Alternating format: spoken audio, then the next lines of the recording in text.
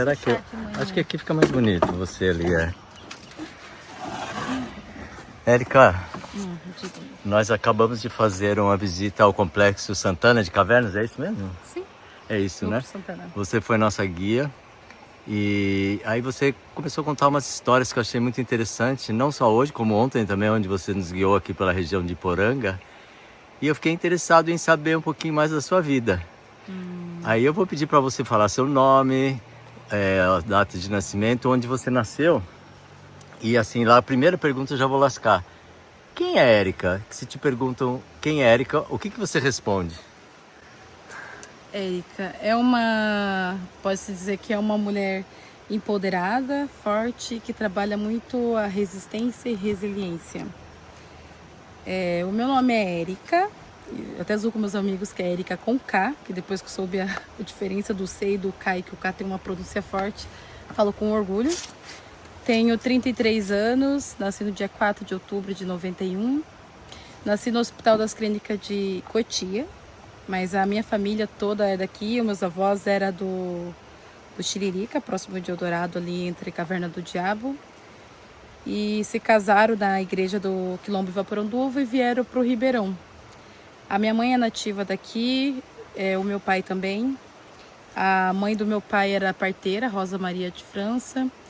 A mãe da minha mãe, ela sempre foi da roça, o meu avô também. A minha avó era bem alemãzona, o meu avô era já negro. E tem uma miscigenação muito grande, né? Então eu não sei nem a descendência. Mas eu sei que a minha mãe foi criada na roça. Ela fez parte daquela época do casamento arranjado. Ela sempre deixou claro a questão de como ela não queria casar com meu pai, que era Djalma. E que no dia do casamento, enquanto ela estava indo no Fusquinha para a igreja, ele ia de bicicleta encostando na beira da janela do carro, e a vontade dela de jogar ele barroca abaixo era grande, porque ela teve que conhecer ele por buraco da parede e ser obrigada a casar. E mesmo Quer dizer, ela não tinha sido nem apresentada a ele, não foi? Não. E aí no dia do casamento ela conta que mesmo tendo aceito tudo, foi morar com ele, começou a desilusão. Ele era alcoólatra, não trabalhava, e aí foram tentar a vida na cidade grande, em Cotia, né? E aí foi a piorar. Ele começou a beber e chegava em casa destruindo o pouco que tinha. Como ela foi criada na roça, não foi proibida de ir para a escola e não sabia ler nem escrever, o jeito de sobreviver dela na cidade foi limpar chácaras das madames, né, das pessoas da alta, e vender cigarro no semáforo. Aí ela viu que não estava dando, a pontapé inicial, a gota d'água dela foi quando uma vez o meu pai chegou bêbado e meteu o facão na cama e por um palmo não acertou o pescoço da minha irmã, que é mais velha 1 ano do que eu, a Daiane. E aí, como não tinha dinheiro para vir para Iporanga, ela pegou e veio. Eu tenho reflexos dessas memórias. Você tinha que idade? Eu tinha 5 anos. Ela colocou, eu lembro que, depois ela contou, né, que ela arrumou um caminhão para trazer a mudança e como não tinha como pagar a passagem da gente, ela colocou, o caminhoneiro colocou nós tudo embaixo da lona, escondido, para poder passar dos guardas sem perceber. Então a gente veio embaixo de lona, de São Paulo até aqui, nas paradas dos postos de gasolina, a gente descia escondidinho ali, até chegar. Depois que chegou aqui, eu era caçula, eu ia fazer 5 anos e já tinha mais 3 irmãos. O que ela fez? Ela trouxe uma TV de 14 polegadas. E ela pretendia vender para tirar dinheiro? Sim, foi o que ela conseguiu lá. E aí aqui em Poranga não tinha TV a cores nessa época. E aí ela pegou e primeiramente a gente começou a morar de favor numa área lá do Ribeirão, lá próximo da casa do Silney. E depois de um tempo ela pegou, conversou com um cara lá, o seu Tico, sobre a história de vida dela, se tinha como trocar a TV por um pedaço de terra, porque ela não tinha dinheiro, mas a TV tinha valor. E aí ele se comoveu e trocou um terreno que a gente mora hoje pela televisão. Então no documento consta como R$250, porque o cartório na época a Sônia não podia colocar que era uma TV, mas sim o valor. Daí tá como R$250. Que área que é isso, você sabe hoje, mais ou menos? Ai, não sei. É uma chácara, uma faixa boa de coisa. A sua mãe fez roça lá, fez plantação, não? Não, ela só plantava plantas de quintal mesmo. A planta que ela sempre sempre plantou foi a mandioca. A mandioca, ela sempre ensinou que ela disse que se a gente tem um pé de mandioca no quintal, você não passa fome. Porque através da mandioca você consegue fazer uma sopa, uma mandioca frita, uma mandioca cozida. E Então... dá pra comer as folhas da mandioca também. Mas eu não sabia. É, dá pra comer. A folha, eu não sabia. É, dá pra comer, sim. Eu lembro que ela falava isso porque teve uma época que a gente ia pra escola pra fazer a maior parte da alimentação na escola. Aham. Ela acordava, não tinha ônibus pro Ribeirão nessa época, e eu não estudava na escolinha lá, eu estudei já diretamente na escola estadual aqui. E ela acordava todo dia, 3 da manhã, esquentar água, a gente tomar banho, ela fazia um café no fogão, a lenha acendia lá, e trazia a gente a pé, mais 5 horas, para poder 6h30 estar aqui na escola. Aí todo dia fazia isso, e quando era final de semana, na sexta-feira à tarde, a gente arrumava as coisas, subia 3 km sertão adentro para poder ter a plantação de roça. Nesse local que tinha a roça, era o vizinho lá, o seu João Careca, que tinha muita terra. Aí ele cedeu pra gente, mas como que se fosse bem escondido para não ter multa por guarda, né? Por fazer roça. Ah, porque não podia, Não vocês podia. faziam coivara, né? Que Era botava coivara. fogo, né? Não, qualquer roça que fizesse de desmatar assim para plantar era multa. Tá. E aí, para não prejudicar, a gente... Então já tinha o parque, então a já legislação já estava valendo, tudo. Já tinha. E aí o final de semana da gente na infância era ficar no sertão. Você falou que as suas amigas chamavam você para ir para outro canto, você Não tinha que tinha trabalhar. como. Tinha que trabalhar. Enquanto era, minhas amigas iam pro Rio no final de semana, era pra roça. Pô, peraí, não é Rio de Janeiro, elas iam Não, tomar Rio? banho no É, no Rio. Rio, Esse Rio Ribeira mesmo, Não, não? o Ribeirão nosso lá mesmo. O Ribeirão, Deus, porque esse é o Ribeira, né? Esse é o Ribeira. É. O nosso é o do Ribeirão, do bairro Ribeirão mesmo. Uhum. E não tinha como. Aí a minha mãe fazia uma Ziral. armação, tipo assim, de lona cercado mesmo, na beira da roça. Tinha um fogãozinho a lenha ali onde ela cozinhava, próximo de uma lagoa, que era onde te pegava água para cozinhar, e a água também para tomar banho. A gente tomava banho de canequinho ali mesmo. E ela fazia a roça de coivara, que é o queime e corte ali do solo. Mas sua mãe trabalhava com outra coisa pros outros também, para ganhar dinheiro? Ela sempre trabalhou de diarista, lavando roupa, limpando casa, Aqui em Poranga. aqui em Poranga. É, mas aí vocês foram conviver com seu avô, né? Que você não teve pai, mas você teve avô presente. Sim, mas foi minha mãe que cuidou deles também a vida toda. Tá, mas aí você já estava convivendo com seu avô logo que chegou aqui? Não, o meu avô também foi pra lá, que minha mãe levou ele Ah, sempre. também foi pra lá. E aí minha mãe Cotia. trouxe eles pra cá. E aí quando a minha mãe conseguiu esse terreno aí, a mamãe já levou eles pra morar também. Ela vendeu pra eles um pedacinho depois que eles se aposentaram. A anos sua mãe depois. vendeu pro pai dela um pedacinho. O pai dela. É. E minha mãe teve que quebrar muito o tabu, essa parte que eu mais gosto, porque na época que ela era casada, meus avós não queriam aceitar ela em casa porque não queriam um filho à toa. Separar de marido era considerado À à toa, toa. porque largou do marido. E Tinha que aguentar o marido a vida inteira, é Tinha isso que que eles aguentar. pensavam? Uhum. Tinha aquela velho tabu para as mulheres. As mulheres eram oprimidas nesse sentido, né? Se você separasse do marido, você era mulher à toa, era biscate, era galinha. Não era vista como uma boa índole. E aí minha mãe resolveu quebrar esse tabu e mandar... Bom, eu acho que ela não resolveu quebrar o tabu, ela resolveu ser livre, independente e feliz, né? Então, e quebrar esse tabu, O tabu mesmo, foi tipo... de- Não, esse tabu porque todo mundo olhava com a cara torta, tipo assim, você é doido, larga do seu marido, mulher à toa, sozinha, mulher separada. É. E ela foi. E aí ela criou os filhos na roça. Quantos filhos é você, sua irmã? Eu. Aí tem minha irmã Daiane, que é um ano mais velho do que eu. A minha irmã Sueli, que hoje mora em São Paulo. E meu irmão Djalma, que hoje mora aqui. Nossa, são 4 então? 4. Eu era Você caçula. é mais a caçula. Então Eu- sua mãe aguentou um tempão, seu pai. Não, a minha mãe, depois que largou dele, ela começou a fazer sozinha. Ela plantava, daí isso que eu tô te falando, tinha mandioca ali, ela plantava, a gente almoçava na escola, tomava café na escola e na janta ela fazia sempre sopão que rendia para todo mundo. Ai, que delícia. Muitas vezes ela deixou de comer para dar pra Pra gente dar pra comer. vocês. Vocês tinham galinha? Tinha. Claro. Mas na minha inocência eu perguntava pra ela, porque a gente era aquelas pessoas esfomeadas, ela fazia aquele sopão maravilhoso e a gente comia e ela deixava a gente comer à vontade. Ela Tinha falava ve- que já tinha jantado. É, e não era.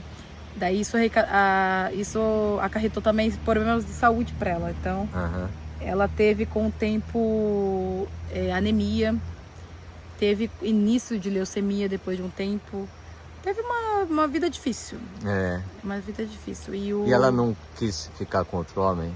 Ela tentou até depois, mas daí ela já estava numa questão de liberdade que não aceitava mais certos desaforos. Então, se não dava certo, ela separava. Aham. E não ligava para aquela questão que... Vocês não foram impedimento para ela arrumar outro cara? O meu pai achou a gente como impedimento, porque quando ela veio para cá, ele veio atrás. Queria voltar com ela, mas queria que ela pegasse os filhos e desse para as pessoas. Por? Pra dar pra ficar com ela sozinho. Ele queria ela, mas não queria os filhos. Peraí, o seu Djalma, né, que é o nome Isso. dele, queria que a sua mãe desse os 4 filhos pra ele ficar sozinho com ela? Sim. Esse era um dos motivos pra ele poder ficar com a família. E aí ela disse que não, porque os filhos dela não eram filho de cachorro. E aí ele falou que já que essa foi a escolha dela, ele queria ver ela passando fome, morando embaixo da ponte, pra ele passar por cima e cuspir. Peraí, você escutou isso da boca dele ou da boca da sua mãe? Da minha mãe. Minha mãe nunca deixou de contar essas coisas. O meu pai, depois do tempo desse, ele foi embora. Sumiu no mundão, porque ele disse que não queria tratar de criança, já que minha mãe não queria ir embora com ele. Só que minha mãe, ela nunca deixou de omitir informações pra gente. Desde criança, ela contou tudo, não escondeu nada, para que se chegasse na fase adulta e meu pai resolvesse voltar... Para vocês saberem o que estava acontecendo. Pra gente saber e a gente ter o livre-arbítrio para escolher se queria ou não queria. Quando ela contava, você percebia que ela contava com mais mágoa, assim? Ou era uma coisa bem para vocês ficarem sabendo da real? Ela contava dos dois jeitos, né? Dos dois. Por mágoa, que ela dizia tudo ali, e jogava real. Pra dizer que ela não mentiu e que pra gente valorizar ela, né? E aí ela cuidou da gente pra caramba. Teve parte do meu irmão que era rebelde, porque o meu pai fazia ele fazer coisas em casa pra tentar atormentar minha mãe e ela desistir. Ele fala, as roupas que minha mãe comprava às vezes pra ele, pra ir pra escola com tanto custo, o meu pai mandava ele pisar em cima, dizer que não queria, que se morasse com ele era bem mais fácil. Fez um inferno. E aí o tempo foi passando, a gente cresceu, daí eu comecei a trabalhar. Minha irmã mais velha, com uns 15 anos, ela já começou a pedir serviço aqui na cidade, a trabalhar. E aí ajudando na renda em casa. Depois o meu irmão já saiu, foi morar para casa das pessoas, que já era mais rebelde. E minha mãe, todas as casas que ela fazia por conta. As roças mesmo que ela fazia por conta. Escola, ela não deixava a gente faltar na escola, que ela dizia que a educação ia nos ajudar, ia melhorar, porque ela disse que a educação é a única coisa que ninguém pode te tirar e o dinheiro não pode comprar, é algo seu. E aí depois de um tempo, realmente, eu fiz o curso de monitoria, foi um orgulho dela, porque eu até então trabalhava na plantação de pino, era R$20 por tambor, aí você ficava o dia inteiro para ganhar ali R$20. E aí com a monitoria, mesmo assim, a minha mãe ainda tinha algumas condições precárias que ela passava, mas não tinha como ajudar ela. Mas quando eu comecei a guiar e ter o meu dinheiro... A monitoria que você está falando do trabalho de guia, né? Então eu comecei a ganhar uma... eu lembro que a primeira guiada, quando eu guiei aqui, eu já fiquei feliz, que eu nunca tinha pegado tipo R$200 numa vez só, assim, para passar o dia. Era muito dinheiro para você. Era muito dinheiro. E aí a minha mãe, ela nunca aceitou de dar dinheiro para ela assim, dado. Ah, é? Não. Ela achava que ela tinha que trabalhar para merecer? Isso. Aí eu, supostamente, deixava algumas pecinhas de roupa lá para ela, tipo, lavar. Aí falava quanto que ela ia cobrar. Ela falava que cobrava 30, eu dava 100 para ela. E assim era uma maneira dela... você dá um dinheirinho para ela. Dar um dinheirinho. Escuta, pra ela. Você já veio mais para a idade adulta, né? Eu queria saber, você como criança, o que você sentia, né, naquela situação? Porque você estava percebendo, né, que existia um conflito com seu pai e sua mãe, né? Sim. Você falava sobre isso? Você conversava com alguém, com seus irmãos mais velhos, ou mesmo com a sua mãe? Na verdade, eu sempre fui pegada à minha mãe, mas nesse sentido do meu pai, a minha mãe, ela meio que se recuava às vezes pedir. O meu pai, por um bom tempo, ele sumiu pro mundo depois que ela não quis aceitar a parte dele. E realmente, só ficou eu e minha mãe. Porque os outros já tinham saído também. Não, ficou os meus irmãos, só que o meu pai fugiu. Porque minha mãe, separada dele, obrigatoriamente, tinha que dar pensão para os 4 filhos. Então ele fugiu pro Pra não mundão dar pensão. pra não dar pensão. Fingia-se de morto, inventava mortes e mais morte e o oficial de justiça nunca conseguia Achar encontrar ele. Aí ele, antes de ir embora, ele disse pra ela que só ia voltar quando eu, a caçula, tivesse com 21 anos, tivesse a maioridade, porque daí não precisava pagar pensão. Nossa. E realmente ele cumpriu isso mesmo, porque depois de eu ter me casado e com 21 anos, ele realmente retornou Gente. e queria o lado afetivo dos filhos. Ele queria dos filhos? Eu pensei que era o dela. Não, Queria dos dos filhos. Ele filhos. chegou agradaninho. E aí pra ela foi um choque, mas ela, em nenhum momento, ela proibiu a gente de se aproximar dele, de conversar com ele. O meu irmão e a minha irmã, mais velha do que eu, elas pegaram e conversaram, aceitaram tudo.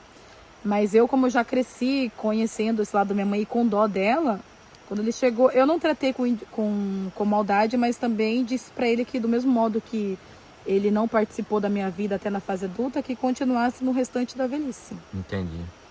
E Mas será que vocês perdoaram ele? eu, na verdade, não tem como dizer que vai perdoar, porque são mágoas, né? Através dele, quanta coisa a minha mãe sofreu, né? O terreno que a gente mora hoje, ele só não pegou porque a minha mãe foi inteligente. Ela juntou dinheiro, pagou o documento e pediu para pôr no nome dos 4 filhos. E ela só conseguiu se divorciar dele no papel por ordem judicial, porque nunca ele apareceu presencialmente para Entendi, pra assinar. assinar, porque ele disse que o que ela tivesse de ter de valor na vida, ele ia ter direito porque ele era casado. Agora, a sua mãe é falecida, né? Minha mãe faleceu E em 2019. Ele, eu não sei Você mais nem hoje. sabe da vida dele. A última vez que eu vi ele foi acho que uns 4 anos atrás. Uhum, Mas depois disso eu não vi mais ele, não. tá. A minha imagem paterna que eu tive sempre foi com meu avô Braz. Isso que eu ia te perguntar, pra você começar a falar dele, que eu acho que você tem uma coisa muito positiva com ele. Sim, o vô Braz e Inharcidina, né, que é minha avó, também são falecidos. E eles são os pais da minha mãe. E minha mãe sempre teve esse lado de cuidar dos pais. Ela também é de 8 irmãos e dos 8 irmãos só ela que tinha que cuidar deles. E aí ela veio pra cá, começou, comprou o terreno, deu um pedaço pra eles construíram a casa, mas tinha aquele jeito ranzinho ainda dos antigos. A minha avó era uma mulher grandona, era da roça. Brancona. Trazia lenha nas costas, cortava no machado, acendia fogo, fazia de tudo. E meu avô já era mais caturrinha, era mais baixinho e era muito brincalhão. E aí a minha infância foi aprender com as ervas questões básicas, tipo, caía, ralava o joelho, aí chegava, vô, tá doendo. Aí ele com dó meu, ele falava assim, viu filha, vá ali, pega aquela plantinha vermelha ali, murcha ali na chapa do fogo ali e aperta o sumo em cima. Aí eu apertava e depois eu perguntava, pra que serve? Aquela planta ali, o nome dele é sangue de boi. Você viu que o sumo é amarelo? Eu falei assim, aham. Então, isso daí é um cicatrizante. Aí eu colocava e realmente cicatrizava. E assim ia com outras coisas, com embigo de banana para cortar desinteria, com a folha da goiaba. E o meu lado, e da minha mãe, como eu não conhecia a minha avó Rosa Maria, que era parteira, a minha mãe nunca deixou ser esquecida a memória da imagem dela. Então eu não conheci presencialmente, mas sinto como se tivesse conhecido, porque minha mãe tinha uma foto dela e tudo que tinha de conhecimento minha mãe tentava repassar. Era banhos, era erva. Sua avó fez o parto, eu digo que sua avó fez aquilo, sua avó fez aquilo. Aí minha avó também, paterna, também sempre falava. Vocês conviveu com a sua avó paterna, então? Acabou a paterna, sim. Não, a materna, sim, com a paterna, não. Não. A paterna era a parteira Rosa Maria. E aí a minha avó sempre contava essas histórias. E aí eu gostava de ouvir. E fui levando. Eu vi a minha mãe fazendo para minha irmã, ensinando para outras pessoas banho quente. Por exemplo, a mulher quando está próxima de ganhar o filho, de retirar toda a friagem da barriga, que é o que impede na hora do parto, que a pessoa fica ali sofrendo. Era pegar o capim, pé de galinha, ferver, cozinhar ele, e depois pegar um sabão neutro e bater na água e deixar espumado e deixar numa temperatura que você aguentasse. E na hora que fosse tomar um banho à noite, lavar da cintura para baixo, todo dia. Isso para facilitar o parto? Para facilitar o parto. Ou trouxinhas de sal, você pega o sal, coloca uma trouxinha, molha com água quente e vai passando na barriga. Retira toda a friagem, realmente. Essas teorias práticas eu testei porque Você eu testou usei com em seus mim. filhos? Eu usei em É. mim. Não, é muito bom. No meu trabalho de defesa da faculdade, eu quis fazer sobre isso porque quis fazer um resgate histórico, porque são histórias que não merecem ser esquecidas. E hoje a medicina vem de uma maneira que meio que vem que camuflando essas histórias. Eles trazem para as pessoas hoje como se fosse uma coisa que saiu do laboratório, mas não saiu. Saiu dos conhecimentos dessas mulheres, dessas pessoas da mata, as pessoas antigas. O relato o mais interessante é o da minha sogra. Por incrível que pareça, a minha sogra, quem fez o parto dela foi a minha avó. E ela é viva hoje, a Tunica. E ela conta que ela estava com... Aqui em Poranga não tinha hospital, né, para parto. E ela estava tendo uma complicação muito grande. Veio uma parteira antes, a dona Ana, né, que foi uma parteira muito conhecida aqui em Poranga, principalmente no bairro Ribeirão. Tentou fazer o parto dela, não conseguiu retirar a placenta. E se não tira a placenta, a mulher pode até morrer. E aí ela tava ali ruim já o dia inteiro, não aguentava, fazendo de tudo e nada. Aí minha avó tava passando, viu lá a muvuca, foi lá ver o que era. Aí minha avó foi simples. Por sorte. Pegou um fio de cabelo aqui do alto da cabeça, deu pra ela pôr na boca. Na hora que ela colocou na boca, ela sentiu vários refluxos e conseguiu jogar a placenta. Isso é uma simpatia, será? Foi uma simpatia. É. E aí a minha sogra disse que sentiu aquele alívio ali, passou todo aquele calafrio, aquela febre toda ali e voltou ao normal. Olha só. Então, e minha avó era dessas, né? Era de simpatias, era de trabalhar com lua. Ela já falava que se a barriga de uma mulher tivesse muito redonda ali, podia esperar que na próxima lua cheia, no ponto mais alto dela, a pessoa ia para o hospital e realmente era tiro e queda, minguante, crescente com o menino. Então são coisas que a gente aprende aqui, vai... Como é que é? Minguante, crescente com menino, o que é isso? Eu não entendia. É de luas, a força da lua. É a força da lua, sim. A barriga mais pontuda significa que era menino. Era como se fosse o raio-x das mulheres, digamos, das parteiras. É. A mais redonda é de mulher. Ah, entendi. E aí eram por lua. Então, os meninos nascem mais em qual lua? Minguante, crescente. Minguante, crescente. A cheia era o mais forte para as mulheres. Para as mulheres. E era uma coisa muito utilizada que veio se perdendo. E você parece que tem uma memória favorecida, privilegiada, né? Que você vê, escuta uma vez e você já lembra. Lembro. É isso. Mas essas coisas, na verdade, é que ficam. São coisas que me traz uma memória afetiva. Principalmente de comida, que eu te falei, o arroz com frango. É que quando eu falo arroz com frango... Principalmente comida, eu acho que essa parte eu nem lembro de você ter falado. eu falei lá, acho que pro Fernando. Eu falei acho assim que foi. O arroz com frango é um prato afetivo para mim, que traz memória afetiva, porque quando eu falo arroz com frango aqui, até pros turistas, todo mundo acha que é o arroz comum, o frango que todo mundo faz. Mas esse arroz com frango que eu me refiro é o arroz da roça, verdolengo, que a minha mãe, como eu disse, a minha mãe não sempre criou os filhos sozinha. Ela fazia aquela roçona. E como ela era uma mulher sozinha, ela usava muita cabeça. Então, o que ela fazia? Ela fazia um mutirão para derrubada, depois um mutirão para o plantio e um mutirão para colheita. E como ela tinha nessa época galinha e a plantação de arroz, ela ia na frente com a gente cortava os arroz de cachinho, na época, uma boa quantidade, depois a gente torrava aquele arroz ali, e aí depois que torrava, ela preparava com frango caipira. Que era para dar pro povo do mutirão. E dava o pão. Só que ela colocava um segredinho, que eu não vou deixar claro aqui, sabe? Ah, não. É, um segredinho. Não, senão minha receita fica explícita, não pode. Não, mas é a tradição, filha, você não vai... Não pode, eu vou abrir minha cozinha ali em casa, daí eu vou começar a receber as pessoas aí. Quem quiser experimentar esse prato tem que vir. Tem que ir na sua casa com o segredinho. Todo mundo faz esse prato, mas ninguém acerta da maneira como minha mãe fazia, ué. O segredinho... Não, mas só me fala se o segredinho é tempero ou modo? É tempero. É tempero. E modo.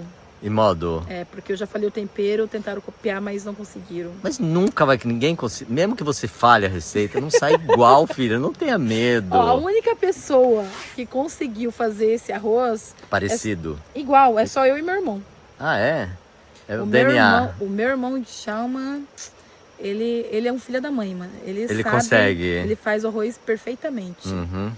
Mas tem que ser com frango caipira. É com frango caipira. É. Minha mãe fazia direto. Os meus cunhados adoram quando eu falo que eu vou fazer arroz com frango, que todo mundo some pra casa porque já sabe que é esse arroz. Então você vai fazer isso aí, turismo receptivo na sua casa, para fazer o arroz com frango que era sua mãe fazia no tempo que vocês eram pequenos e ela trabalhava sozinha. Tanto que o nome da minha cozinha vai ser Cantinho da Marli, que era o nome da minha mãe. O nome da mãe.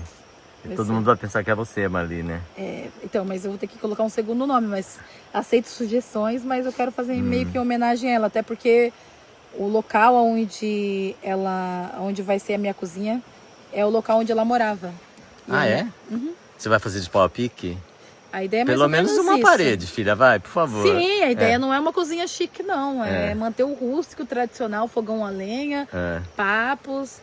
E... Você vai estar lá também? Não vou. Você tem que estar lá, né? Tenho que estar. Porque, na verdade, a minha mãe me ensinou muita coisa. E eu sofro muito, principalmente no Natal, porque ela morreu na véspera de Natal. Aí você lembra? Ela morreu no dia 23 pro dia 24. E aí, essas datas é triste pra mim. Mas Deus sabe das coisas e acabou que eu tive o meu filho, sem saber como. Engravidei. Na verdade, eu tava com os pensamentos muito doidos, né?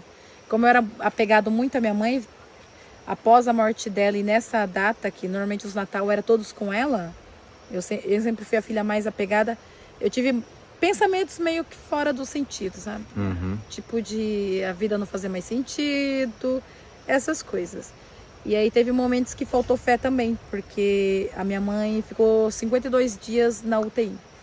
Nessa hora que foi mais difícil pra você? Foi porque na UTI ali Deus testou todos os meus limites. Eu me testei porque eu estudava na faculdade e recebia uma bolsa e para mim fazer a faculdade tinha gasto.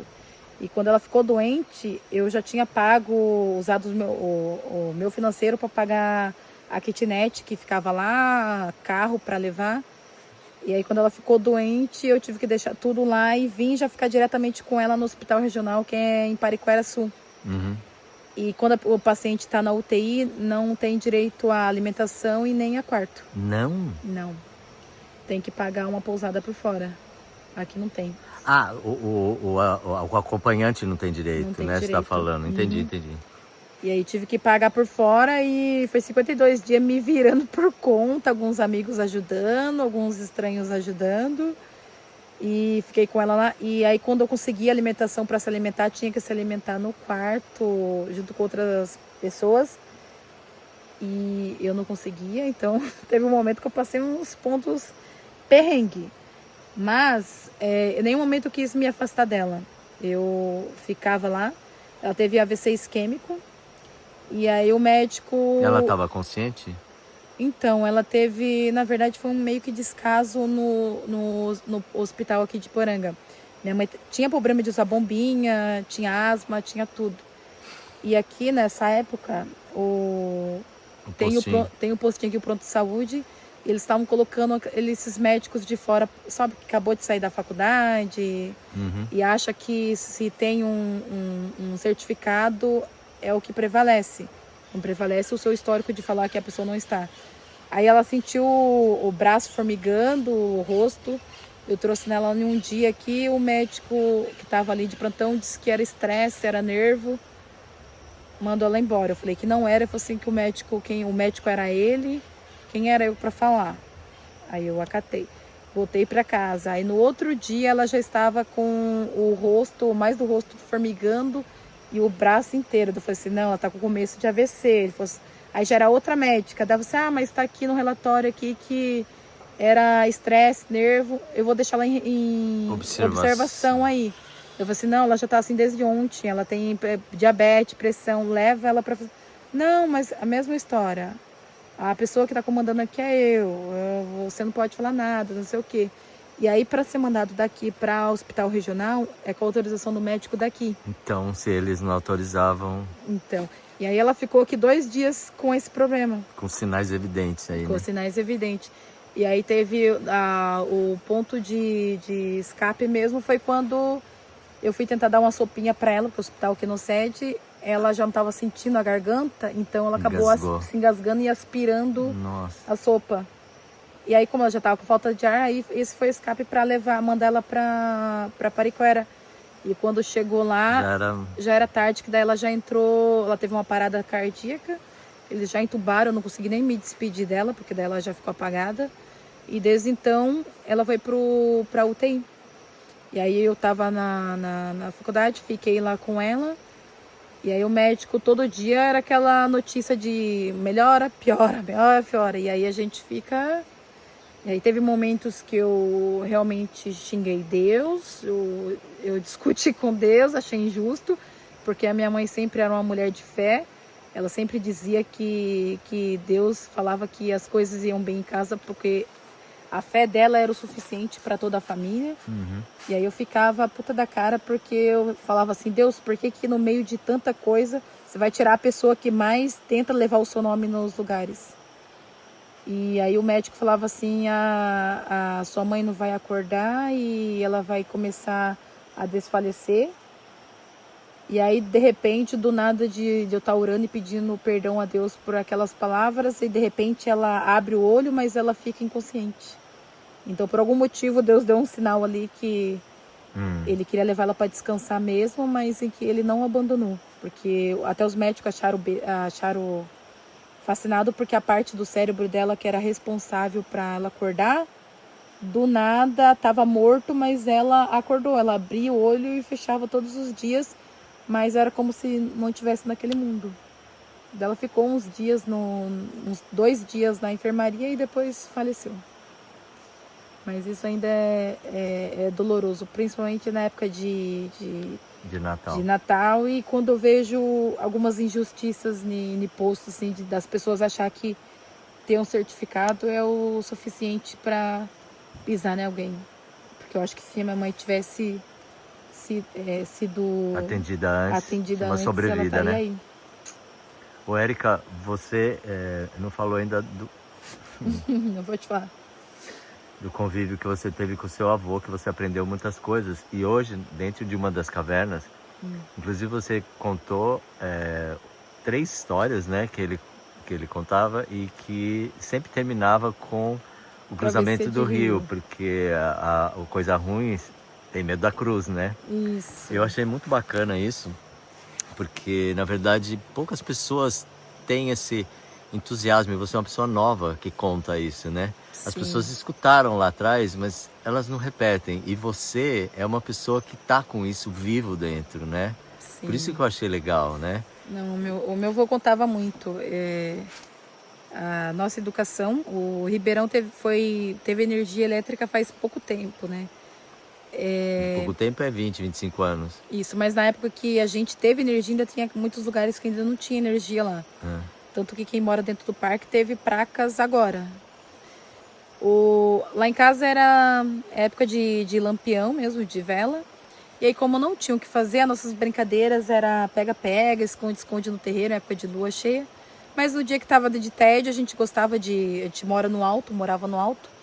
E gostava de ver a lua apontando na montanha e até no alto.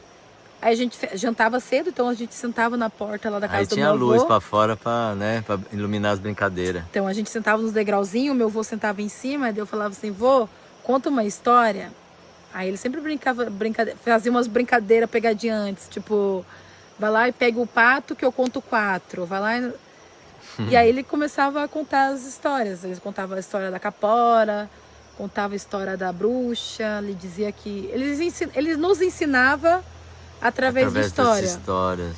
De questão de bruxa, ele sempre dizia pra gente que era um jeito da gente manter a casa organizada, que se a gente fosse dormir e deixasse lá os bancos tudo virado pra cima, de perna pro ar, poderia uma bruxa estar passando no alto ali certas horas da noite e aí desencantava ela, e se ela caísse ali, você era obrigado a casar com ela. Essa é boa. Escuta, mas você tinha noção que ele estava passando um ensinamento? Não. Ou você ficava fascinada com a Ficava história? Fascinada. Eu tenho o hábito de a pessoa ir contando a história pra mim, a minha mente vai imaginando a cena e eu vou gostando. Aí esse é um jeito de eu decorar as coisas. Tá. E aí tinha muito caso de lobisomem no bairro, né? Eles diziam que tinha um tal de Tião Caveira lá. Era um senhor que morou lá por um bom tempo. E todo mundo dizia que ele era lobisomem. Aí o meu avô falava que um jeito de você pegar um lobisomem pra você descobrir se era mesmo, porque ele dizia que as pessoas, os lobisomens são um gente humano, normal. Só se E aí, transforma num certo dia, uma na lua certa cheia, hora, né? isso. Aí diz que, tipo, quem tem cotovelo muito seco aqui, ressecado, Deixa eu ver se eu não tenho. normalmente é porque o lobisomem, ele se transforma em essa parte que vira a parte do cachorro embaixo. Aí ele dizia que se você visse um cachorro fuçando seu galinheiro à noite, era só você abrir a porta e falar assim: cachorro, amanhã você vem aqui buscar uma xícara de sal. Ah, é? Isso aí espantava? Não, o cachorro fuçava ali, ele não mexia com você dentro. E depois, no outro dia, vinha alguém na sua casa bater ali e pedir a xícara de sal que você prometeu a noite passada. Ah, Aí até você recapitar, eu emprestei, eu falei. Aí que você, mas eu mandei para um cachorro e de repente apareceu uma pessoa. Aí que você fazia. você demorou pra entender essa Aí coisa. que você fazia o sentido, as pessoas descobriam assim, no unho de cara. Entendi. E aí, outras versões eram ataques que tinham de cachorros à noite em pessoas. Ah, é? O meu avô contava uma história de um casal que estava indo embora à noite e de repente a mulher estava com um vestidão vermelho bonito. O marido falou que estava com dor de barriga e ia no mato. Sumiu na frente. Aí a mulher ficou lá esperando ele. Aí de repente apareceu um cachorrão para querer atacar ela. Daí ela começou a correr. O cachorro foi, grudou no vestido dela e a rasgou. E ela conseguiu se salvar. Aí outro dia ela foi para casa e o marido dela estava dormindo lá. E quando ela percebeu, ele estava com um pedaço do vestido dela do lado dele na boca. E aí ela descobriu que ele era o lobisomem.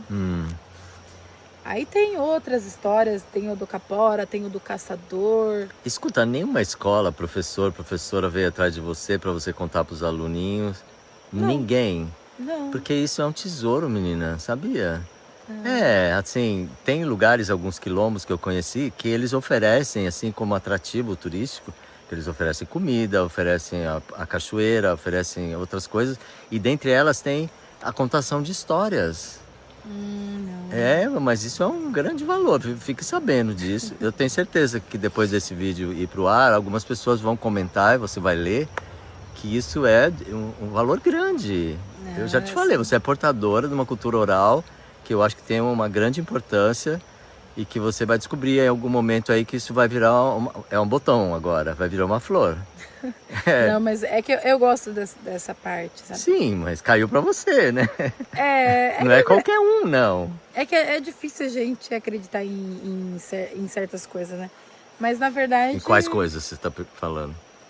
Tipo, da valorização de uma coisa que pra gente é simples. Que pra você é comum, filha. Mas eu tô te falando de fora, porque eu faço isso há muitos anos. E não é qualquer um que consegue contar histórias desse jeito, com essa desenvoltura, com esse desembaraço. E gostoso de escutar ao mesmo tempo, É que você entendeu? não ouviu o meu filho contando O história. seu filho, de 12 anos, Meu é filho, esse? O Alejandro, de 12 anos, ele conta. Abre um canal e Eu até coloca falei as pra histórias. falei assim, filho, a mamãe vai começar a colocar você pra trabalhar e ganhar seu dinheirinho contando histórias. Sim, olha, sim, faça isso. Ele gosta de assim, contar eu não sei história. se Instagram, porque o Instagram não sei se remunera, mas o YouTube vai ter público, ainda mais com 12 anos, filho.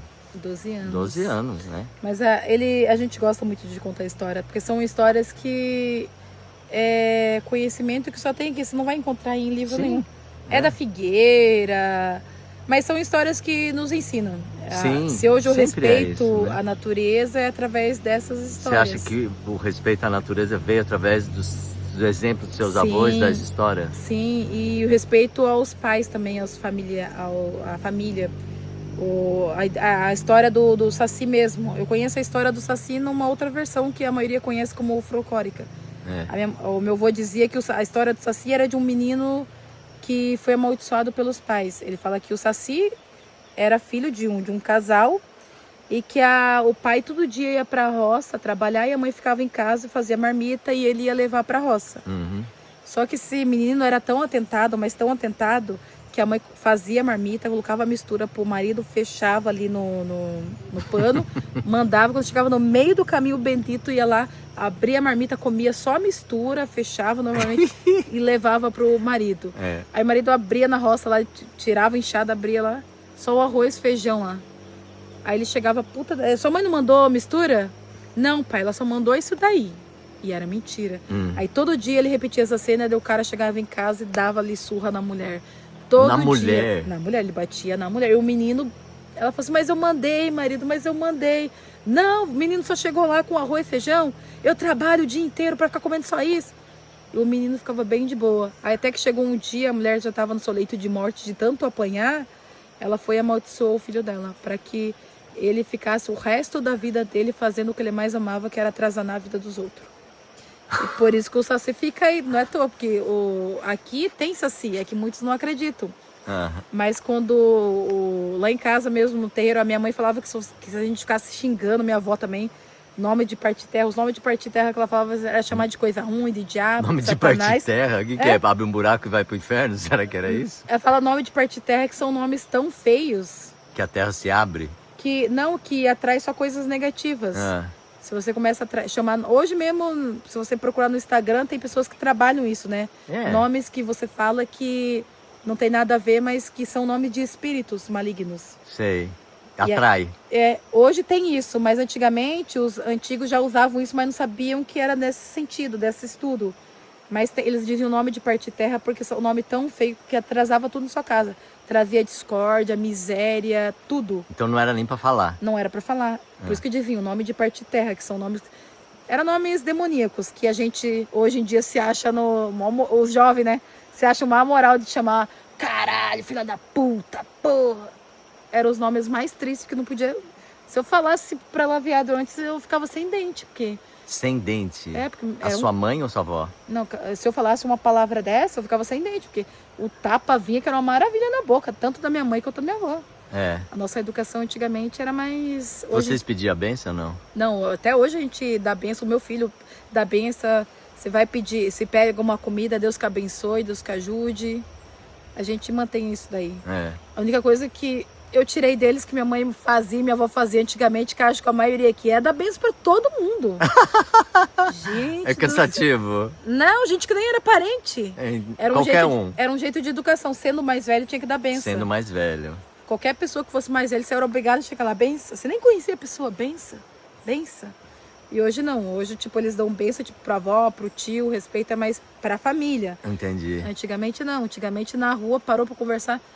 Em vez de você falar bom dia ou falar bom dia, não. A benção. Aconteceu, sabe que eu tava em Capão Bonito agora, faz o quê? 15 dias. Teve 2 meninos que vieram, eles não eram irmãos, né? Eles encontraram comigo, eu tava na casa do Fernando, e eles vieram com isso pra mim. Sim. Mas eu achei tão bonito, Sim, eu fiquei comovido, sabe assim? Emocionei na hora, assim. Mas é uma educação dos mais velhos aqui, tipo... É que agora, os jovens que estão vindo agora, ainda mais... Eu não deixo muito os meus filhos assistir muito alguns programas de TikTok, Kawaii. Mas como é que você controla isso? Então, é complicado, eles não né? têm celular. Não tem. Não tem. Não tem. E aí eles usam o seu celular junto com você? Uso o meu, mas não é pelo fato que eu não dou. O meu filho é porque é deslargado mesmo. Já dei, ele já estragou o celular várias vezes. Agora o pequenininho, realmente eu não dou o celular pra ele, porque é de 4 anos. Você tem um de 4. Eu tenho um de 12, o Alejandro, e o Gael de 4. Tá. E agora não vou ter mais porque eu fiz laqueadura. Mas o Alejandro, ele é muito focado em mato. Ele é de andar a cavalo, de nadar no rio, de correr. Então ele tá de boa, não precisa, ele é de boa. né? E aí ele não tem, eu já dei celular pra ele estraga fácil. Mas também 4 anos, né? Não, 12 anos. O de 12 é o Alejandro, o Gael que é mais novo. O Gael que é mais novo. O Gael, ele é muito viciado em TikTok. Tanto que eu chego em casa e ele fala assim, mãe, empresta o celular nesse TikTok. É desse jeito. Aí eu vou lá ver, ele vai... Agora tá tendo muito no TikTok, que eu não curto muito, alguns vidinhos de umas crianças que os pais colocam pra fazer vídeo. Só que ensina umas coisas nada a ver. Por exemplo, teve uma cena que me chocou, que eu falei assim, Gael do céu, se você fazer isso, a mamãe vai tirar o celular seu. Que é a cena de do pai com a mãe não dando atenção pro filho. Não dando atenção. E o filho fazendo um escândalo. E aí o filho menor, chamando atenção e colocando a culpa sempre no mais velho. Aí a mãe, que o pai não vê, quer brigar com o mais velho. Aí o mais velho fica incomodado, aí a mãe vai pro celular, o pai some pro outro lado em casa, daí já aparece a cena do filho que guardou tanta raiva, pegando um machado e metendo Gente, na criança. mas isso é horrível. Aí aparece a cena da mãe gritando desesperado. Aí essas coisas eu não curto. O TikTok tá tendo muito disso daí. Tá tendo? Da parte, se você for olhar lá de infantil lá, o que mais tem é disso. Ou é de criancinha que vai no shopping. Só ensina coisas que não tem nada a ver para as crianças. E aí o meu filho tava pegando isso. O exemplo mesmo, ele pegou um dia desse que eu tô tentando tirar dele, sinais obscenos. O Gael. O Gael de 4 anos. Mãe, pode... Aí ele fecha, pode fazer isso? Pode mostrar isso? Pode. Eu falei assim, não, Ravi, não pode. Mas é tudo do TikTok. Que é essa questão também que tá tendo morte aí dos desafios que tá tendo. Esse eu não sei. Desafio de fazer loucura, ficar sem Isso. respirar tá não sei o quê, comer não sei quanto. Sim, é do TikTok, desses joguinhos online. Então, graças a Deus, nessa parte que o mais velho eu não ligo. Mas o caçula, como tá em fase de aprendizado, ele só vê se eu permito. O de 12 você acha que tem condição de ter o discernimento para escolher o que é melhor? Sim, ele já tem. Sabe. Tanto que de 12 eu já ensinei para ele a questão que mulher não é só para ser mulher, tem que ajudar ali. Em casa tenho só eu de mulher, então ele tem que ajudar a fazer tudo. Fazer tarefas, o homem fazer tarefas de mulher também, é isso? Exato, ele faz café, ele é uma criança muito educada. No dia que eu tô guiando direto, eu chego em casa, ele já preparou o café, eu tomo banho, daqui a pouco ele já vai levar o café lá na cama. Ele temperou uma ótima salada que eu comi hoje. Aí, ele que prepara. Alejandro, muito obrigado, a salada estava ótima. Não. E o Gael também. Os dois aprenderam a nadar sozinho no rio. Que legal isso. O Gael, ele não conheceu a minha mãe, mas o Alejandro sim. O Alejandro foi minha mãe que escolheu o nome dele. Porque ele é o único Alejandro aqui de Poranga. Então no vídeo ele já um nome já espanhol, vai saber. porque sua mãe gostou desse nome, será? Na verdade teve duas ligações. Alguma paixão da sua mãe, né? Eu sou apaixonada por Zorro. Então, Alejandro... Então, e a minha mãe... Ela falou bem assim que ela não queria que o neto dela tivesse um nome que fosse complicado depois aqui no posto. Por quê? Porque ela estava habituada a trazer a gente no médico e falava, por exemplo, Luana. O médico gritava, Luana. Levantava uns 10 mães para saber qual Luana era. Então vamos botar um nome diferente para não ter confusão. Então, você vai pôr um nome diferente. Coloca Alejandro. Aí Alejandro é espanhol. Daí no dia de colocar no cartório lá tinha... Você vai colocar na pronúncia espanhola ou em português com R? Então aí eu olhei lá o espanhol Alejandro. Eu falei assim, não, eu sofri muito bullying na escola, ele vai sofrer, chamar de Alejadinho, Alejandrinho. Não. Com Coloca R. com 2 R mesmo, Alejandro. Aí o nome dele é Alejandro. Aí o Gael, coitado, minha mãe deveria estar aqui, porque o Gael, eu falei assim, o Gael nasceu em 2021. Também não é comum. Aqui em Poranga? É mesmo? Coloquei Gael, agora tem acho que umas 50 Gael aqui. Depois do seu. Mas tem uns 50 Gael. Não deu certo isso. O dele é Gael Ravi. Aí no dias que tem muito Gael, tem que chamar ele de Ravi, ele atende também. Mas mesmo assim ainda tem os outros Ravi. Mas ótimo. A minha mãe acertou. O Alejandro é único. É único. E Érica aqui também com K também. Era única, né? Agora tem outra Érica De Vito aqui, que é com K também. Mas são histórias. O exemplo mesmo, de aproveitar que a gente tá aqui do lado do Ribeira. Do Rio Ribeira. Teve um trecho que a minha avó morava ali pro quilômetro 1, que é do lado do Ribeira. E a minha avó contava muita história, eu não sei se era para não entrar no Ribeiro ou não, que tinha muito negrinho d'água. Isso é uma coisa muito popular aqui. Só que hoje em dia, os jovens de hoje em dia não estão muito acreditando nisso, não. Conhecendo também. Mas se perguntar pro Mauro, o Mauro te confirma. Negrinho d'água. Negrinho d'água era, como se diz, anõezinhos que moravam realmente no Ribeira. Dizem que mora no fundo do Ribeira e saem muito no dia de sol para tomar sol na ilha, assim. E é negro. Negro. Mas isso era numa época muito tempo atrás, não é de agora não. A gente pode dizer que era numa época que o Ribeira era Ribeira um riozão mesmo. mais navegável mesmo. E era bem barroso. E o meu avô dizia que, como era tudo por embarcação, que eles eram uns negrinhos muito, como se diz, uns sacizinhos da vida, isso. Sacizinho. Travesso. E aí se você colocasse a mão na canoa assim para segurar, eles vinham e tentavam virar a canoa. E aí as pessoas tinham que sempre andar com facão. Porque quando eles colocavam a mão aqui... teve muito caso de verem que teve pessoas que catualaçam o neguinho pra morar em casa. Teve muito desses relatos Não aqui. pega na peneira, no rodamuinho também? Redemoinho é só o Saci, mas esse daqui eu nunca vi. Esse é o Negrinho do Rio, Do Saci eu nunca vi falar nisso. O Saci é mais... A minha mãe disse uma vez que chegou a avistar. Uhum. Mas aí foi só a minha mãe. Porque ela dizia que ele sempre passava meio-dia e meia-noite.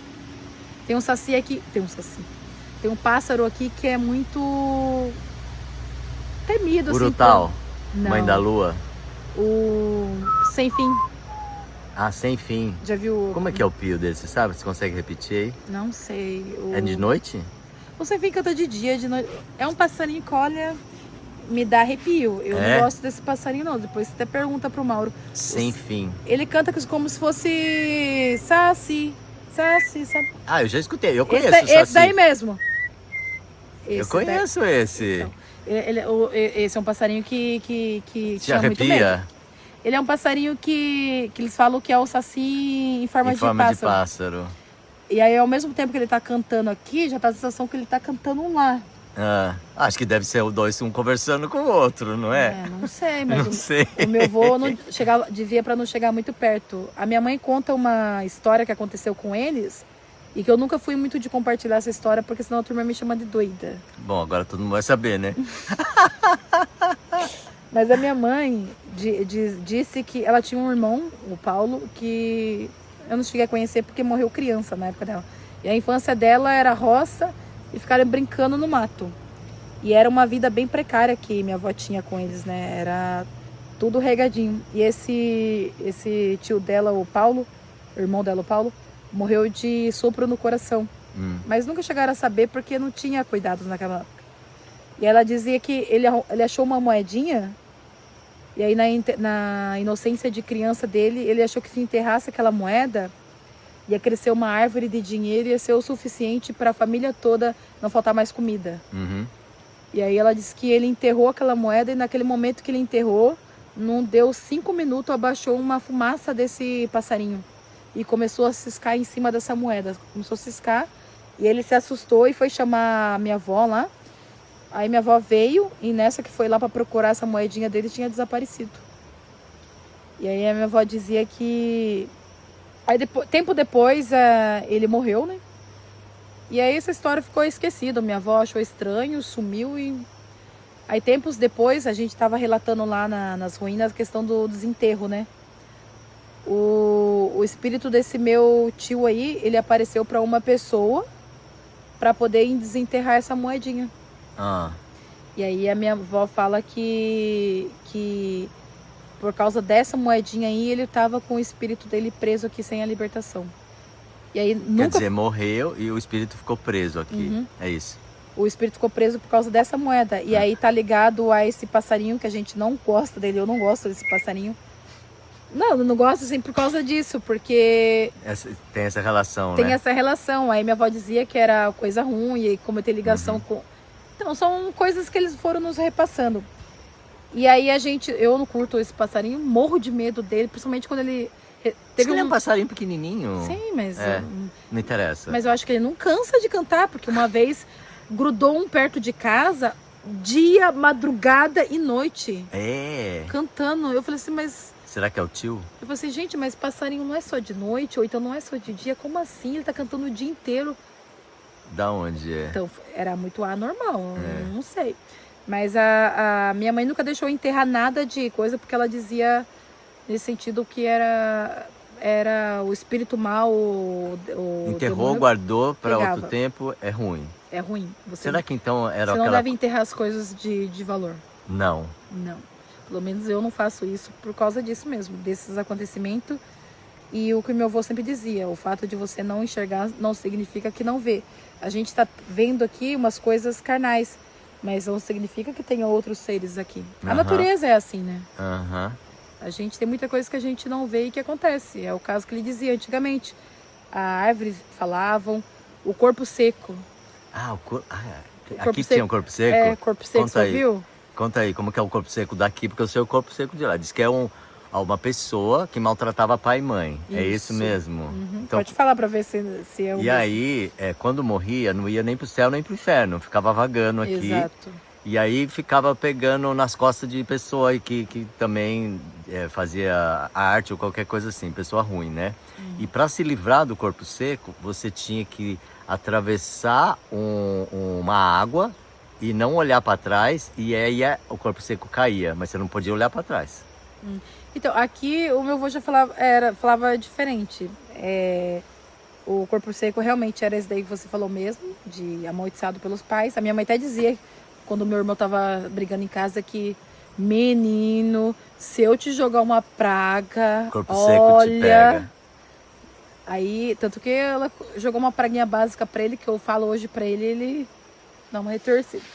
E aí, o do corpo seco, meu avô dizia que era uma árvore seca mesmo, na mata ali. Ah, uma árvore. Uma árvore seca. E só que ela é realmente encantada. E aí, se de repente você tá passando ali ou vai cortar a madeira, ela geme. Ah, tá. E aí, já que você pegou e desencantou, você tem que pegar aquela árvore ali, carregar nas costas até o ponto que ela queira ficar. Entendi. Você tem que mudar ela de lugar. Aí, ó, que você deixa Mudar a lá. árvore de lugar, você já pensou? É uma árvore seca. Qual o Não trabalho? tem raiz. Você tem que mudar, porque... Se for grande, e daí? Então, mas aqui nessa região nunca se foi falado de ter visto. Isso daí foi muito, muito tempo Muito lá antigo, atrás. né? Nunca mais. É que hoje em dia as pragas já modernizaram, né? O que mais praga, tipo, você não vai passar de um parelho de roupa, você não vai passar daquilo, e realmente são coisas. Por isso que eu quis ficar com a minha mãe até o final da vida, pedir todos os perdão se eu fiz alguma coisa que eu não Você fiz. pediu, você sacou isso, que você tinha que pedir perdão pra Sim, tudo? sim. Mas isso é por causa da religião que você escutou de alguém? Não. Ou é uma coisa do seu discernimento? Não, coisa mesmo. A minha mãe sua? sempre ensinou. A minha mãe, eu vi ela fazendo isso com a minha avó.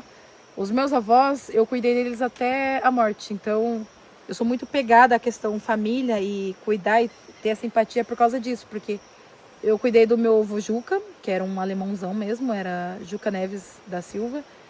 Ele teve um problema de saúde, não sei, ele não gostava muito de banho. Ah, é? Falar em banho pra ele é... Ele é daquela pessoa que chegava a formar até casquinha aqui, ó. Então, o vô Juca era triste. E era a pessoa que só tomava chá de hortelã. Aquele chá, aquela folha que você comia lá. Eu aprendi a tomar muito chá e aprender essa questão do remédio com eles mesmo. Ele era difícil ficar doente. Gripe, tudo. O café dele era só esse chá. Dia e noite, dia e noite. Olha. Aí quando ele adoeceu, eu que cuidei dele. Cuidei dele até seu último suspiro. Aí depois, com o tempo, o meu avô adoeceu, o avô Braz. E como eu já tinha esse carinho por ele, eu cuidei dele. Ele ficou 7 anos acamado. Aí era eu que cuidava, acompanhava para médico, fazia esse curativo em casa, dava banho. Eu passei, na verdade, a minha adolescência toda cuidando dos meus avós. Eu não tive aquela adolescência de farrear, sair com os amigos, nada. Você ajudava a mãe primeiro e depois os avós. Isso, porque eles eram responsáveis da minha mãe, porque os irmãos dela, os meus tios, foram embora e não mandavam dinheiro, não faziam nada, e aí eu ficava com dó da minha mãe. Aí, como eu sabia que ela também tinha os problemas de saúde dela, eu fazia essa parte por ela. Até porque o meu avô, a minha avó dizia que tudo que a gente faz aqui, até que seja para um estranho, Deus vai te redobrar lá na frente. Então, todo bem que você causa uma pessoa aqui, mesmo que ela não mereça, eu até digo que quando a pessoa vem falar pra mim, por que você vai ajudar a pessoa se ela te fez mal? Aí eu sempre respondo, o mal não está em mim, está na pessoa. Que legal. E aí eu pegava e cuidava dos meus avós. Cuidei do meu avô por um bom tempo. Teve muito a questão lá de a gente receber bullying e abandono também, descaso, né? Principalmente da saúde. Bullying por quê? Porque a gente era de uma criação bem simples. Por exemplo, a casa da minha avó não tinha chuveiro. Então, era tudo em Você banho de tomava canequinha. banho na bacia. Meu avô, como era camado, tinha que dar banho na cama. E eu não sabia muito cuidar dele, né? De limpar. Eu fui ver partes íntimas mesmo de homem, mas com ele Por porque causa disso. tinha que limpar. Ele era atrofiado, o braço, tudo. E a gente não tinha, tipo, uma enfermagem que ia lá, tipo, ensinar como cuidar de um acamado. Você aprendeu sozinha? Tive que aprender sozinha. Uau. E aí, quando teve uma vez que ele chegou a pegar bicho aqui, na parte da virilha dele, por quê? Porque era calor, o colchão que a gente conseguiu de doação. Ele não se mexia, né? Não se mexia. E aí foram colocar a culpa em nós. for colocar a culpa na gente. Daí eu falei assim, mas eu tenho apenas 16 anos, como é que eu vou aprender a saber como limpar uma pessoa aqui? Eu falei assim, eu dou uma... Ele cagava, ele mijava e grudava tudo ali, não tinha como. E aí eles formava feridas. Né? Então, foi vários anos cuidando dele, cuidei. Aí depois de um tempo, acho que Deus testando minha fé, a minha avó adoeceu. A minha avó não tinha hábito de ir em médico fazer exames de cuidado. E o meu avô também não tinha, tanto que ele estava com um caroço na próstata. Cuidei dele, mas não foi maligno, era benigno. E minha avó, tentando ajudar ele, já que ele andava só de bordãozinho arrastando o pé, ele escorregou e bateu com tudo no seio dela. E ela sentiu uma dor forte, foi no médico, era um tumor tamanho de uma jabuticaba. Aí já era maligno mesmo, não tinha mais como. Aí ela foi, fez a extração do seio por completo, porque não tinha como coisar. Aí eu tive que fazer todos os acompanhamentos com ela também no Hospital Pérola Baito em São Paulo. Aqui o carro sai meia-noite, então a gente tinha que sair do sítio 11 horas, pegar o carro aqui meia-noite. Vai junto com fazer ela. Ficar o dia inteiro lá e chegar aqui em casa 11 horas da noite do outro dia. E era direto para fazer quimioterapia, radioterapia. E aí quando já tava achando que tava tudo normalizado, depois de um tempo... Aparecia em outro lugar. Aí o câncer dela já foi pro crânio, pro cérebro. Aí de novo, daí minha mãe não podia, fui ficar com ela no hospital, a minha irmã também ajudou um tempo. Enfim, aí a minha avó também morreu na minha mão. Eu lembro até hoje que eu tinha acabado de fazer um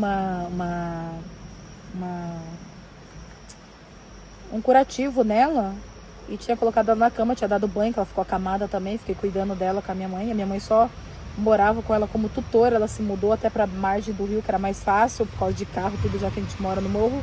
E mesmo assim a gente também recebeu muitas denúncias anônimas de pessoas que falavam que estava errado morar ali e tudo, mas ninguém vinha saber o porquê, porque a minha mãe construiu uma casinha ali, porque a minha avó era acamada, não tinha como a gente trazer ela até a ambulância próxima, então ali era mais fácil, que era na beira da estrada.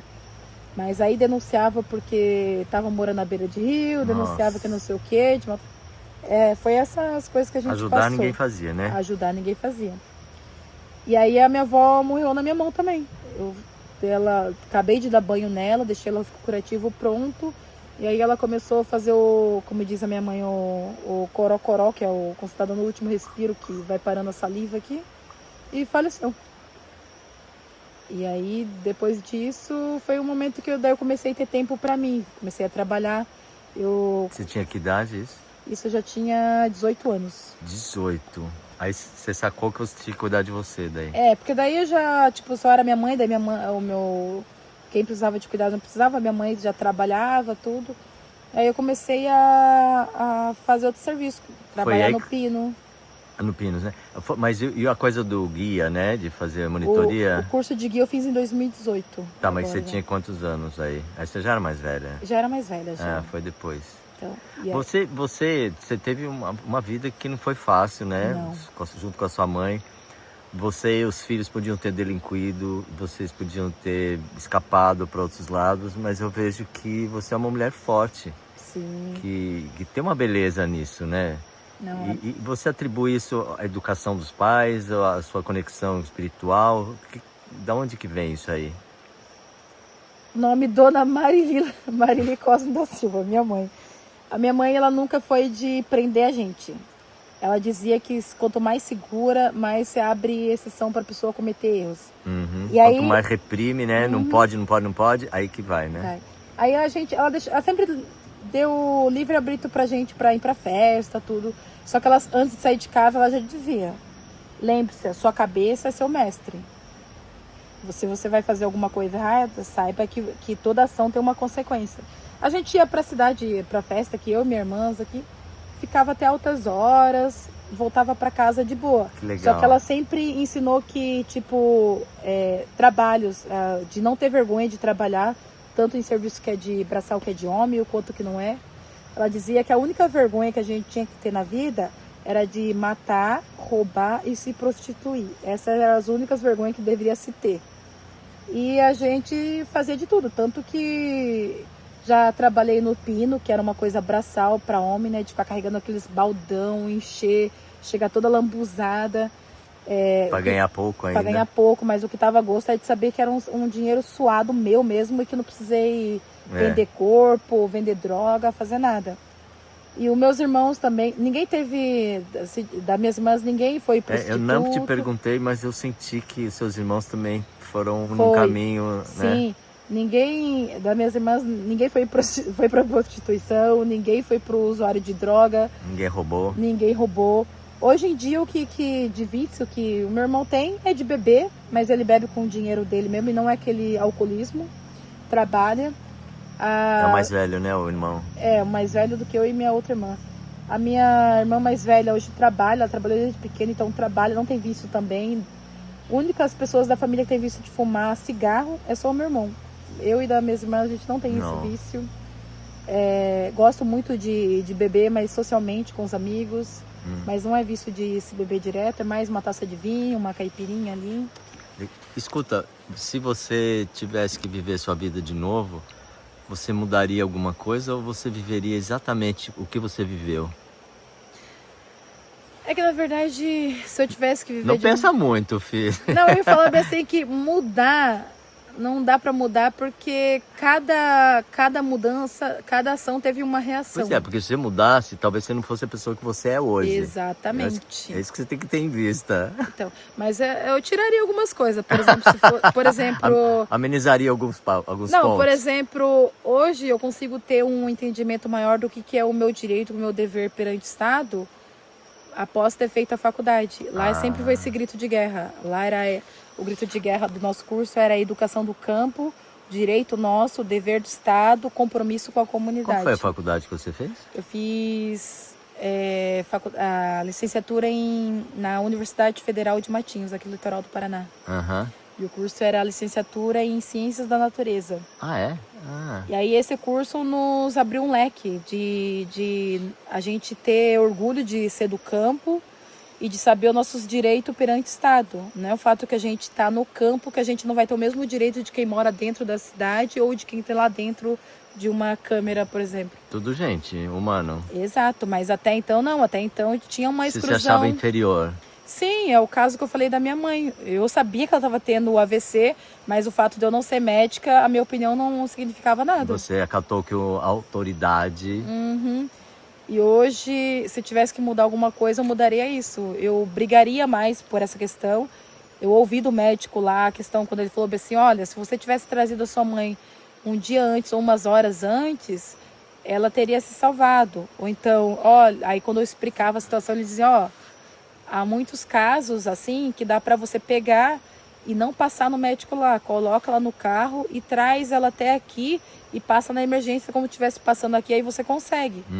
Aí eu falei para ele, falei assim, mas não tem como, isso não é justo, porque será que muitas famílias vão ter que passar por isso para tirar dinheiro do bolso ali de repente para pagar um táxi, 500, 400 reais até aqui para poder ter acesso à saúde, enquanto a gente é ludibriado, a gente recebe esse romantizamento da política pública lá, falando que a saúde é para nós, mas a gente não tem acesso.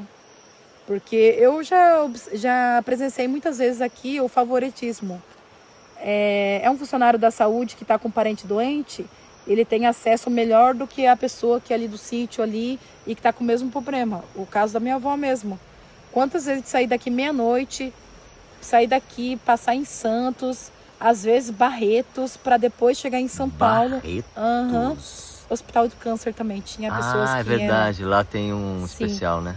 Faziam todo esse tour e tinha casos aqui de pessoas de família, de parente aqui, de funcionário aqui que tinha o mesmo problema de câncer. Ia direto de carro particular da saúde mesmo.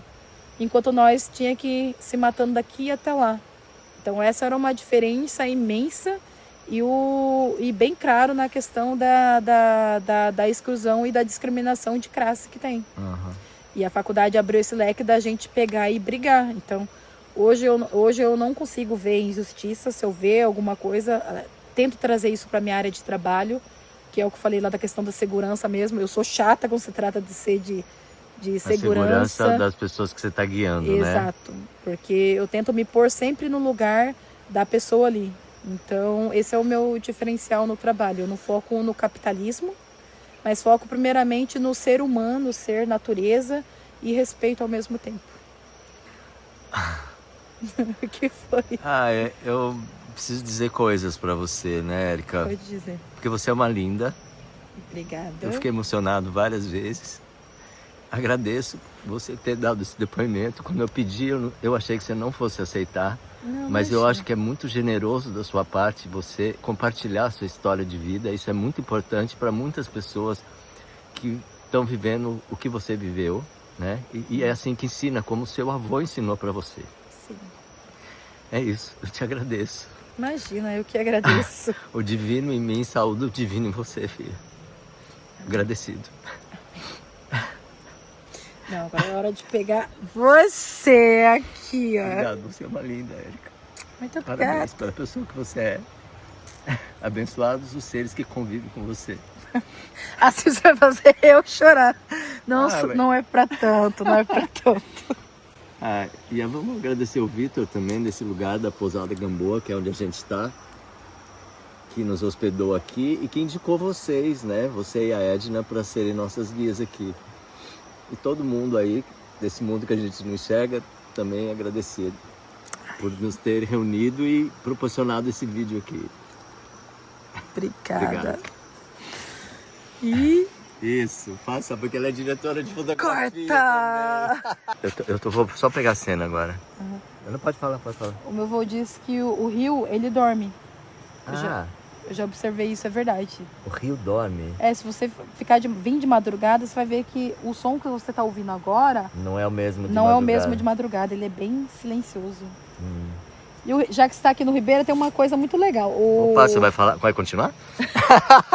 Já que você tá aqui no Ribeira... Não, é que a gente estava passando na ponte, o Pedro estava perguntando se as pessoas pulam da ponte. E eu falei que tem uns que pulam e voltam, tem outros que pulam e não voltam. Mas é uma coisa muito realista. Aqui a gente tem um hábito de fazer brincadeira de atravessar a nado. Eu fazia muito isso. Mas não é perigoso nos lugares que puxa? Então, aqui não tem coisa. Não. Mas o meu avô sempre dizia que antigamente a promessa do Rio Ribeira era de pegar o maior nadador. Tanto que, é verdade, Uau. se você puxar uma lista, todas as pessoas que morrem no Ribeira aqui São bons nadadores. são bons nadadores. São bons nadadores. Bom, então eu não vou morrer, porque eu sou médio. Aí eu peguei e parei de fazer essas loucuras de atravessar. Eu gostava de ficar pegando canoa, subir, ficar Porque pulando. você é boa nadadora. Mas o meu avô dizia isso mesmo, você tem que respeitar. E Sim, realmente. natureza, né? Então, e tem mesmo. Tanto que acho que a última morte que teve agora foi da ponte. Se eu não me engano, acho que foi da ponte que pulou e sumiu. Foram encontrar quase perto de Eldorado o corpo. Uau. Fia, você tem um compromisso na cidade, quer que eu te dê carona? Quero. Quer? Vamos lá, então.